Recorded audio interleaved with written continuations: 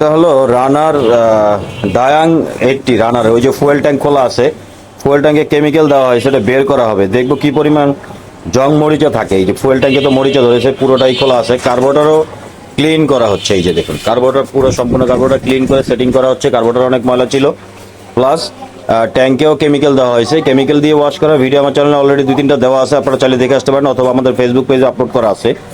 তো এই যে এটাকে এখন ওয়াশ করা হবে, কেমিক্যাল দিয়ে ভিজানো হয়েছে। মিনিমাম এটা আধা ঘন্টা ভিজানো থাকবে। আধা ঘন্টা পরে হচ্ছে এটাকে কেমিক্যালটাকে বের করা হবে। তখন দেখবো কি পরিমাণ জং মরিচা থাকে, কি পরিমাণ কিভাবে পরিষ্কার হয় সেটাও আপনাদেরকে দেখাবো। যে কোনো গাড়ি কিন্তু এভাবে জং মরিচা কিছুদিন পর পর ফুয়েল ট্যাঙ্ক ওয়াশ করাতে হয়, তাহলে ওই যে জং মরিচাগুলো থাকলে সেগুলো বের হয়ে চলে যায়। এগুলো অন্তত 4 মাস 5 মাস বা 6 মাস অন্তত 1-2 বার করাতে হয়। এখন হচ্ছে যে এই যে পলি যে দেওয়া ছিল, মুখ বন্ধ করা ছিল, এটাকে খোলা হচ্ছে। তো কিভাবে করেছিলাম সেগুলো ভিডিও, অনেক ভিডিও চ্যানেলে আছে, আপনারা দেখতে পাবেন। দেখুন এখন এটাকে যখন ফেলা হবে নিচের দিকে, আপনারা দেখবেন যে ভিতরে জং মরিচা যা আছে সেগুলো বের হয়ে যাবে। আমি এখন দেখুন এই যে প্রচুর ময়লা আছে, এই যে জং, হ্যাঁ, এগুলো এর অনেক বেশি ছিল।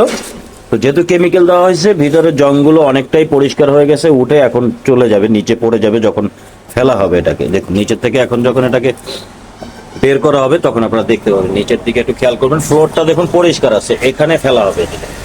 এই যে এই যে পড়তেছে, অলরেডি পড়া শুরু হয়ে গেছে। এই যে এগুলো সব কিন্তু জং মরিচা যে ময়লাগুলি ছিল সেগুলো কিন্তু বের হচ্ছে ট্যাঙ্ক থেকে। আমি কাছে থেকে আপনাদেরকে দেখাই। এই যে দেখুন কি পরিমাণে জং পড়তেছে। এই যে দেখুন এগুলো সব জং, ফুয়েল ট্যাঙ্কের জং।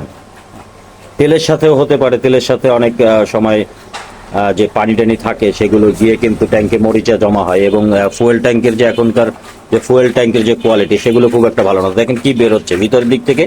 এই যে দেখেন এগুলো সব কিন্তু ফুয়েল ট্যাঙ্ক থেকে বের হইতেছে। এই যে দেখেন এই রকমের ময়লা কিন্তু আপনার বাইকের ট্যাঙ্কেও জমতে পারে। অতএব সাবধান, আগে থেকে বাইকটাকে ফুয়েল ট্যাঙ্ক থাকে ট্যাঙ্ক ওয়াশ করাবেন, আগে থেকেই ওয়াশ করাবেন। তাহলে কি হবে, এই ধরনের ময়লা বা জং আপনার ট্যাঙ্কে জমা হতে পারবে না। এবং ট্যাঙ্ক যে লিক হয়ে যায়, ফুটো হয়ে যায়, এরপরে অনেক টাকা খরচ করতে হয়। তো এই পেরেশানি বা এই ঝামেলায় আপনাকে পড়তে হবে না যদি আগে থেকে আপনারা পরিষ্কার করান। দেখুন একদম চাকা চাকা চাকা চাকা ময়লা এই যে পড়তেছে। এই যে দেখুন জং, দেখেন এখনো কি পরিমাণ ময়লা বেরোইছে। এই যে হ্যাঁ, এই যে দেখুন এই যে চাকা চাকা ময়লাগুলো বের হয়েছে, এগুলো সব কিন্তু ট্যাঙ্ক থেকে বের হয়েছে, ফুয়েল ট্যাঙ্ক থেকে। মানে আমার মনে হয় এইটা খুব সহজে পরিষ্কার করা হয় নাই, কারণ এইভাবে জংয়ের যে চাকা চাকা চাকা চাকা জংগুলো জমা ছিল এই ট্যাঙ্কে, এগুলো অনেক দিন ধরে ছিল। আর এর ফলে যেটা হচ্ছিল যে বাইকটা কিন্তু চালাতে পারতেছিল না, বারবার বন্ধ হয়ে যেত। তেলের যে সাপ্লাই সেটা ঠিকভাবে আসতে পারতো না, কার্বোরেটরের ময়লাগুলো চলে গিয়েছিল, ওভারফ্লো হতো, বারবার স্টার্ট বন্ধ হতো। এই যে ময়লাগুলি দেখতে পাচ্ছেন, এই ময়লাগুলি সব তেলের সাথে কিন্তু কার্বোরেটরে চলে যেত। ফিল্টার থাকার পরেও কিন্তু কাজ হতো না, ফিল্টার পর্যন্ত বন্ধ হয়ে যেত। দেখুন যত ঝাঁকি দেওয়া হচ্ছে ততই কিন্তু ময়লাগুলো বের হয়েছে। দেখুন পুরো জায়গাটাই কিন্তু সব ফুয়েল ট্যাঙ্কের ময়লা। যেটা আপনাদেরকে একটু আগে দেখিয়েছে জায়গাটা পরিষ্কার ছিল, এখন খেয়াল করে দেখুন একদম ওই দিক থেকে ওই যে সব ফুয়েল ট্যাঙ্কের ময়লা। অতএব এই ধরনের ময়লা হওয়ার আগে থেকেই সাবধান হয়ে যান।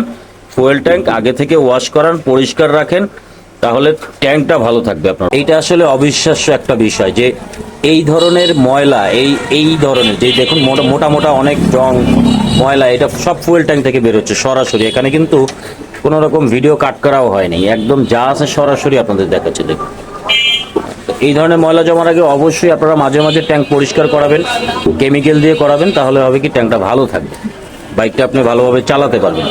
তো যাই হোক, এটাই ছিল আজকে আপনাদের সাথে শেয়ার করার। দেখা হবে নেক্সট ভিডিওতে। সে পর্যন্ত ভালো থাকবেন, আল্লাহ হাফেজ।